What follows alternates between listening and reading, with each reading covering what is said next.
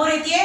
अजूनही उष्णतेची लाट संपूर्ण जिल्ह्यासह महाराष्ट्रावर कायम असून येणारे 3 ते 4 दिवस तापमानाचा पारा हा कमी न होता वाढणार आहे आणि हा महत्त्वपूर्ण अंदाज हवामान विभागानं वर्तवलाय।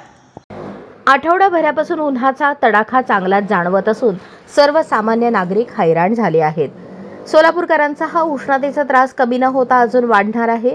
आगामी 3 ते 4 दिवस जिल्ह्यात उष्णतेची लाट कायम राहणार असून आगामी सप्ताहात देखील तापमान चढेच राहण्याची शक्यता हवामान अभ्यासकांनी वर्तवली आहे।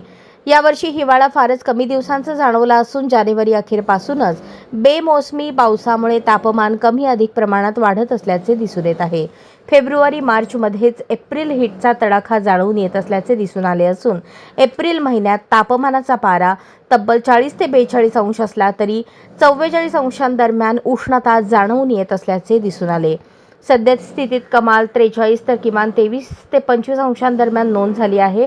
आगामी 2 ते 3 दिवसात तापमान 44 पर्यंत जाण्याची शक्यता असून सोलापूरकरांसाठी आगामी काही दिवस उष्णतेचे राहणार असल्याचे हवामान विभागाने म्हटले आहे।